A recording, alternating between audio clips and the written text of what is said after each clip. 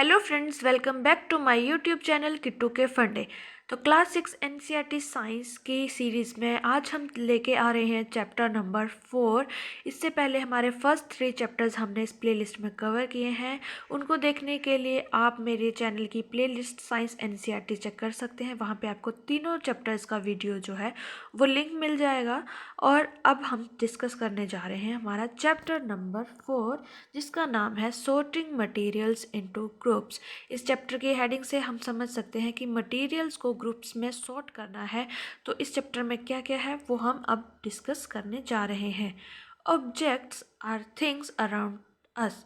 यहाँ पे जो है शुरुआत करें हम ऑब्जेक्ट से कि ऑब्जेक्ट क्या होता है। ऑब्जेक्ट्स हैं थिंग्स अराउंड अस, हमारे आसपास जितनी भी चीज़ें हैं उनको हम ऑब्जेक्ट्स बोल सकते हैं। आप अपने घर में अभी देख सकते हैं कि आपके आसपास क्या क्या चीज़ें हैं। तो आप उन सब चीज़ों का, आपका pen, pencil, rubber, eraser, sharpener, ये सब आपका डेस्क पे जो चीज़ें हैं, या घर में आप किचन में जाके देख सकते हैं, या आप ड्रेसिंग रूम में देख सकते हैं, अपने हॉल में देख सकते हैं। सारी चीज़ें जो हमारे आसपास हैं उन सबको हम जो है वो ऑब्जेक्ट्स बोल सकते हैं। We can group an object on the basis of its shape. तो हम एक ऑब्जेक्ट को उसकी शेप के हिसाब से जो है वो ग्रुप कर सकते हैं। जैसे राउंड शेप हो गया हमारा, रेक्टेंगुलर शेप हो गया, सर्कुलर शेप हो गया, स्क्वायर शेप हो गया, कॉन शेप हो गया। ये सारी चीज़ें जो हैं हम उनको शेप के बेसिस पे भी हम ऑब्जेक्ट्स को ग्रुप कर सकते हैं। साइज़ के बेसिस पे कर सकते हैं कि कौन सी चीज़ छोटी है, कौन सी चीज़ बड़ी है।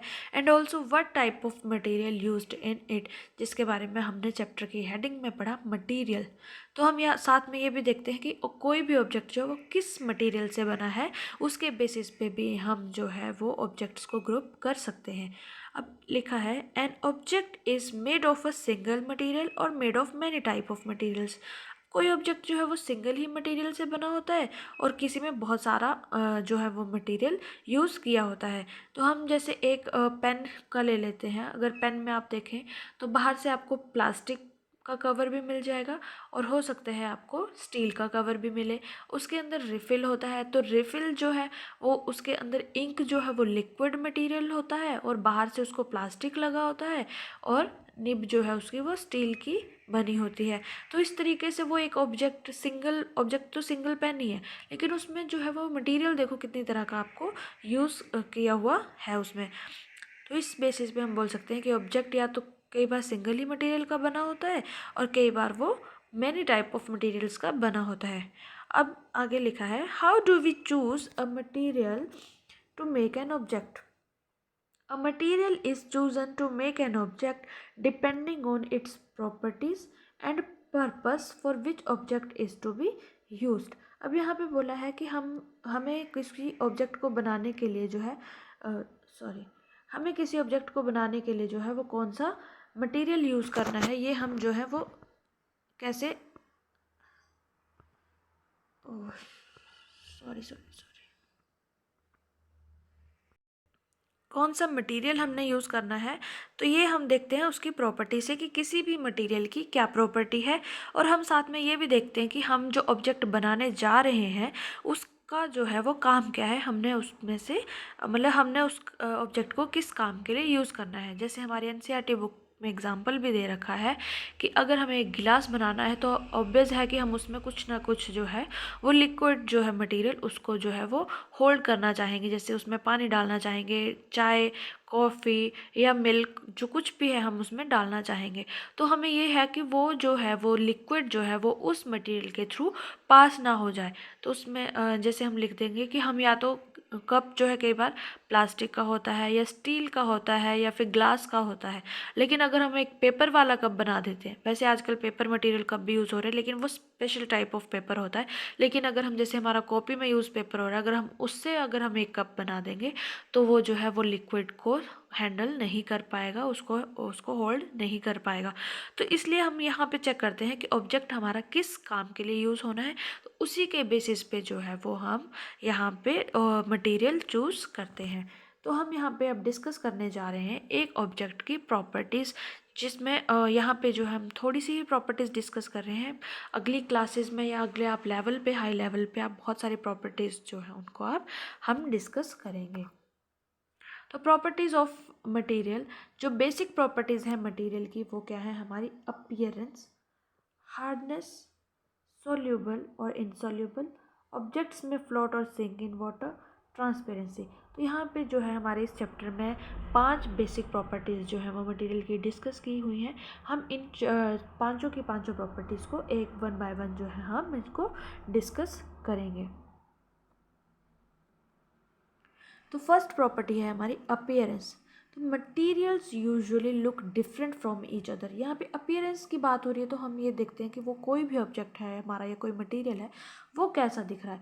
तो मटेरियल्स जो है usually look different from each other, तो हमारे मटेरियल्स एक दूसरे से अलग ही दिखते हैं। We can separate materials whether they are shiny और नॉट। अपीयरेंस में हम देख लेते हैं कि हम जो ऑब्जेक्ट्स, किसी ऑब्जेक्ट को हम कैसे हम ग्रुपिंग कर सकते हैं उसकी, तो वो है कि हम देखते हैं कि एक ऑब्जेक्ट के पास शाइन है या फिर नहीं है। Sometimes metals lose their shine and appear dull. तो यहाँ पे बोला है कि हम किसी भी ऑब्जेक्ट को देख सकते हैं। जैसे अब हम यहाँ पे देख सकते हैं कि आप एक नाइफ़ ले लेते हैं, तो नाइफ़ में आप देखेंगे कि जो आगे का हिस्सा होता है जिससे हम ब्लेड बोलते हैं वो जो है वो शाइनी होता है, लेकिन उसका जो बैक का हिस्सा है वो अक्सर हमारा या तो प्लास्टिक का बना है, रबड़ का या फिर वुड का बना होता है, तो वो हमारा शाइनी नहीं होता है। तो आप एक मटेरियल मतलब एक ऑब्जेक्ट नाइफ़ है उसी में आप देख सकते हैं कि दो तरह का मटेरियल यूज़ हुआ है, जो कि एक शाइनी है और एक डल है। तो यहाँ पे हम देख सकते हैं कि जो हम शाइनी सरफेस यहाँ पे बोला है तो इसमें लिखा है to check if a material is shiny और नॉट। अगर हमने कोई मटेरियल चेक करना है कि वो शाइनी है या नहीं है, we always check the freshly cut surface of a material. तो एक मटेरियल का जो फ्रेशली कट सरफेस है, हम किसी भी उसके सरफेस को, कोई भी मटेरियल उसका सरफेस हम काटेंगे और सरफेस को फ्रेशली काटेंगे और फिर उसको चेक करेंगे कि उसमें शाइन है या नहीं। To check this we either cut the piece of metal और rub it with sand paper. या तो हम उस पीस को काट देते हैं किसी भी ऑब्जेक्ट का, या फिर हम उसको सैंड पेपर के साथ जो है वो रब करके देखते हैं कि उसमें शाइन है या नहीं। तो मटेरियल्स दैट हैव शाइन और लस्टर आर यूजुअली मेटल्स। जिन मटेरियल्स के पास अक्सर शाइन होती है या लस्टर होता है उसको हम जो है वो मेटल बोलते हैं। तो आप जैसे मैंने नाइफ़ का एग्जांपल दिया तो वो उसका आगे का ब्लेड केवल स्टील का बना होता है या फिर आयरन का बना होता है। तो ये दोनों जो हैं वो मेटल्स हैं और इसमें शाइन होती है। और पीछे का हिस्सा जो मैंने बताया आपको वुड या प्लास्टिक का बना होता है उनमें जो है वो शाइन नहीं होती है और वो मेटल्स नहीं है। यहाँ पे और भी एक्सेप्शनल केस हो सकते हैं, तो हम यहाँ पे एग्जांपल दे रहे हैं आयरन, कॉपर, एल्यूमिनियम। ये हमारी सारी जो हैं वो मेटल्स हैं। कॉपर, एल्यूमिनियम, आप एल्यूमिनियम के बर्तन देख सकते हैं उसमें भी शाइन होती है। कॉपर में आप वायर्स देख सकते हैं उनमें भी शाइन होती है। तो आपको जो है इसको उसके मतलब चेक करने के लिए जो आपको फ्रेशली उसको काटना पड़ेगा या फिर सैंड पेपर के साथ उसको रब करना पड़ेगा। The property of metal having shining surface is called lustre. किसी मेटल के पास शाइनी सरफेस होना जो है वो उसकी कौन सी प्रॉपर्टी है? दैट मेटल हैज़, जो है वह लस्टर, मेटल्स के पास हमारे लस्टर होता है। तो यहाँ पे हमारी एक प्रॉपर्टी जो है वो हमने डिस्कस कर ली। इस प्रॉपर्टी के बेसिस पे भी हम मटेरियल्स को ग्रुप कर सकते हैं कि उनके पास लस्टर है या नहीं। अब हमारी नेक्स्ट प्रॉपर्टी आ गई हार्डनेस। हार्डनेस के बेसिस पे हम जो है मटेरियल्स को टू कैटेगरीज में जो है वो कैटेगराइज कर सकते हैं। First is hard material, second is soft material. Hard material क्या होता है? Which are difficult to scratch और compress are called hard material. For example iron, wood etcetera. तो यहाँ पे हम देखेंगे कि कोई भी आपने मटेरियल उठा लिया, आप जैसे आयरन उठा लिया, अगर आप उसको स्क्रैच करने की कोशिश करेंगे तो आप इजीली नहीं कर पाएंगे। अगर आपने लकड़ी को भी स्क्रैच करने की कोशिश की तब भी आप उसको इजीली नहीं कर पाएंगे।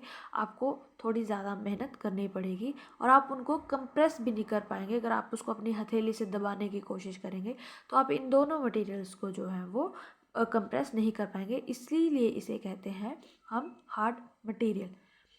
अब सेकेंड है soft material. Materials which are easy to scratch और compress are called soft material. जो हार्ड मटेरियल नहीं होते वो हमारे सॉफ्ट मटेरियल होते हैं, जैसे कॉटन और स्पंज। कॉटन को आप इजीली जो है स्क्रैच भी कर सकते हैं, इजीली आप उसको कंप्रेस भी कर सकते हैं। इसी तरह से स्पंज का भी सेम है कि आप वो सारे हमारे सॉफ्ट मटेरियल। अब हम अगर हमारी बात करें तो हमारा रबर जो है वो थोड़ा सा सॉफ्ट होता है, अगर आप उसको स्क्रैच भी कर सकते हैं, आप उसको स्पंज भी कर सकते हैं, पर ज़्यादा नहीं। तो आप अगर आप यही चीज़ आपने पेंसिल के साथ देखें तो आप इजीली उसको स्क्रैच नहीं कर पाते हैं, उसके लिए आपको शार्पनर यूज़ करना पड़ता है, तब आप उसको जो है वो हार्डली होता है, क्योंकि वो वुड से बना होता है हमारा। तो वुड जो है वो हमारा हार्ड मटेरियल है, इसीलिए आप उसको अपने हथेली से दबा के कंप्रेस नहीं कर सकते हैं। तो चलिए अब हम चलते हैं हमारी नेक्स्ट प्रॉपर्टी की तरफ, सॉल्युबिलिटी। अब इस प्रॉपर्टीज़ के बेसिस पे हम जो है वो मटेरियल्स को दो कैटेगरीज में जो है वो कैटेगराइज कर सकते हैं। First is soluble material, second is insoluble material. Soluble materials क्या होते हैं? मटेरियल्स और सब्सटेंसेस विच कंप्लीटली डिसअपियर और dissolve when they are mixed with water are called soluble materials। किसी भी मटेरियल को जब हम पानी में डालते हैं, उसको डिज़ोल्व करते हैं, उसको घोलते हैं, तो या तो वो कम्प्लीटली घुल जाता है, डिसअपियर और डिज़ोल्व, बिल्कुल घुल जाता है और हमें बिल्कुल दिखाई नहीं देता। तो ऐसे मटेरियल्स या सब्सटेंसेस को हम क्या बोल देते हैं? Soluble material. For example salt और शुगर एट्सेट्रा। आप यहाँ पे देखेंगे कि हमने अगर पानी में नमक घोलना है तो हम उसको आसानी से घोल पाते हैं, हमें बाद में एक बार घोलने के बाद हमें पता भी नहीं चलता कि उसमें सॉल्ट है या नहीं है, विदाउट टेस्टिंग। इस सेम है शुगर का, अगर हमने शुगर डाल दिया तब भी हमें पता नहीं लगता है कि हमने उसमें घोल दिया है या नहीं। Insoluble materials.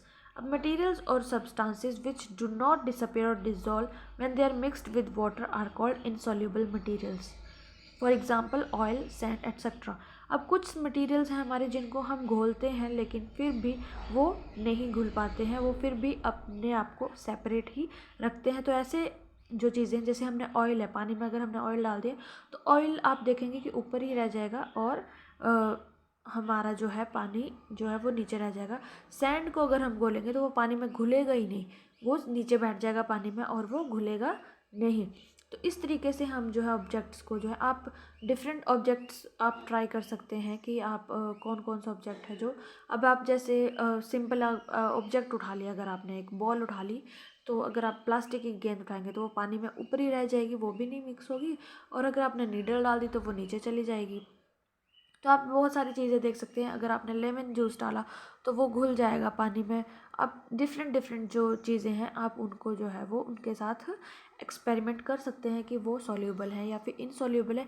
इसी प्रॉपर्टी के बेसिस पे भी आप जो है ऑब्जेक्ट को कैटेगराइज कर सकते हैं। अब चलते हैं हम नेक्स्ट प्रॉपर्टी की तरफ, floating. When a substance or material is put into the water, it may either float or sink in water। जैसे हमने अभी पिछले ही एग्जाम्पल में पढ़ा सैंड और प्लास्टिक के बारे में। तो अगर हम जो है वो उसमें मटेरियल हमने पानी में डाला, तो अगर वो ऊपर फ्लोट कर रहा है तो आप इस प्रॉपर्टी के बेसिस पे, फ्लोटिंग प्रॉपर्टी के बेसिस पे भी आप देख सकते हैं, प्लास्टिक को डालते हैं तो वो पानी के ऊपर ही तैरती रहती है, और अगर हमने सैंड डाला तो वो नीचे तैर जाता है, या फिर नीडल डालते हैं तो हम पानी के वो नीचे बैठ जाता है जाके। तो यहाँ पे देख सकते हैं हम कि जो फ्लोटिंग है तो फ्लोट कौन सी हो रही है और सिंक कौन सी हो रही है, इस बेसिस पे भी हम मटेरियल्स को जो है वो कैटेगराइज कर सकते हैं। ठीक है, फ्लोटिंग प्रॉपर्टी आ गई। अब हमारी नेक्स्ट प्रॉपर्टी जो है transparency. On the basis of this property we can group materials into 3 categories. यहाँ पे हमारा मटेरियल 3 कैटेगरीज में आ जाता है, transparent material, translucent material and opaque material. अब हम देखते हैं कि ट्रांसपेरेंसी के बेसिस पे ये 3 मटेरियल्स किस तरह से कैटेगराइज होते हैं। तो ट्रांसपेरेंट मटेरियल्स हैं मटेरियल्स और substances through which things can be seen clearly are called transparent materials. अब यहाँ पे एग्जांपल है ग्लास या वाटर। अब आप यहाँ से समझ गए होंगे कि जिस मटेरियल में से हमें चीज़ें जो हैं वो दिख जाएं आसानी से, उनको हम बोल देते हैं ट्रांसपेरेंट मटेरियल्स। जैसे ग्लास, अगर हमने किसी चीज़ में से देखें कि हमें बाहर की चीज़ जो है वो क्लियरली दिख जाए, तो हम उसमें क्या देखते हैं, जैसे हम विंडो बनाते हैं तो विंडो में हम मिरर ही मतलब शीशा ही लगवाते हैं। शीशा क्यों लगवाते हैं, ग्लास ही क्यों लगवाते हैं, ताकि हमें विंडो से बाहर जो है क्या हो रहा है क्या नहीं तो वो हमें ईजिली हमें दिख जाए। वाटर, पानी का जग जो है, अगर हमने पानी का एक जग भरा है तो हम उसमें पानी है तो हम ऊपर से देख सकते हैं कि पानी के नीचे क्या है, उसमें डस्ट है या आपने कोई कॉइन डाला है तो हमें वो इजीली, कोई भी चीज़ अगर आपने पानी में डाली है तो वो इजीली हमें दिख जाती है। अब एयर, एयर जो है वो सबसे जो ट्रांसपेरेंट मटेरियल है। हवा चल रही है तो हमें हवा में, हवा जो सिंपल मतलब क्लियर हवा होती है उसमें से हमें सब कुछ दिख जाता है। कई बार नहीं दिख पाता है तो वो डस्ट की वजह से हो जाता है या धुएं की वजह से हो जाता है, लेकिन जो एक क्लीन एयर होती है उसमें से हमारी ट्रांसपेरेंसी काफ़ी अच्छी होती है। तो इस तरीके से ये जो मटेरियल्स हैं इनको हम बोल देते हैं ट्रांसपेरेंट मटेरियल्स। अब नेक्स्ट है हमारा ट्रांसल्यूसेंट मटेरियल। तो ट्रांसल्यूसेंट मटेरियल में क्या है, मटेरियल्स और substances through which things can be seen but not clearly are called translucent materials. जिसमें हमें थिंग्स दिख तो जाती हैं लेकिन क्लियरली नहीं दिख पाती हैं। तो यहाँ पे एग्जांपल दिया है हमारा बटर पेपर। अगर आप बटर पेपर में से देखोगे तो आपको जो है वो दिख तो जाएगा थोड़ा थोड़ा, लेकिन आपको क्लियर नहीं दिख पाएगा। इसके लिए आप देख सकते हैं कि अगर आपने एक ऑयल ले लिया, ऑयल जो है वो एक पेपर पे लगा लिया, उस पेपर से अगर आप चीज़ें देखेंगे तो आपको सामने लगेगा कि कुछ है और आपको क्लियर दिख नहीं पाएगा कि वो चीज़ क्या है, आपको धुंधला धुंधला सा दिखेगा। तो इस तरीके से जो ये जो बीच की कैटेगरीज है ना आपको पूरी तरह से दिखता है ना ही आपसे पूरी तरह से छुपता है। तो ऐसे मटेरियल्स को जो है हम ट्रांसल्यूसेंट मटेरियल कहते हैं। अब नेक्स्ट है हमारा जो है वो है ओपेक मटेरियल। तो मटेरियल्स और substances through which things can not be seen are called opaque material. Opaque materials वो होते हैं जिसमें से हमें बिल्कुल भी नहीं दिखता है। जैसे मैंने अभी मेटल थी, हमने आयरन किया डिस्कस या वुड किया डिस्कस, एल्यूमिनियम कुछ भी है, तो इनमें से हम दरवाजे जो हैं वो अक्सर या तो हम एल्यूमिनियम का दरवाज़ा लगाते हैं, वुड का दरवाज़ा लगाते हैं, और जब हमारे पुराने टाइम में किले थे तो वो लोहे के दरवाजे होते थे, तो वो ऐसे मटेरियल का दरवाज़ा लगाते थे ताकि कोई अंदर ना देख सके। तो इस तरीके के मटेरियल्स जो हैं यहाँ पे, जैसे मैंने अभी बोला, तुम्हारा पर्पस क्या था कि कमरे के अंदर कोई देख ना सके, ठीक है। और इसी पर्पस के बेसिस पे उस डोर का मटेरियल जो है वो डिसाइड हुआ, और वो जो है वो अब उसमें से नहीं देख सकते तो उसको हम बोल देते हैं ओपेक मटेरियल। जैसे एग्जांपल है प्लास्टिक, वुड, जो भी हमारी मेटल्स हैं आगे मैंने आपको भी बताया। तो ये जो था ये था हमारा chapter number 4, sorting material into groups. तो अब हम नेक्स्ट चैप्टर के साथ जल्दी हाजिर होंगे, चैप्टर नंबर 5। तब तक आप प्लीज़ कमेंट बॉक्स में ज़रूर बताइए कि आपको मेरी वीडियोस कैसी लग रही हैं, और बने रहिए मेरे चैनल किट्टू के फंडे के साथ। और प्लीज़ मेरी वीडियो को लाइक, शेयर और मेरे चैनल को सब्सक्राइब करना ना भूलें। Thank you for watching.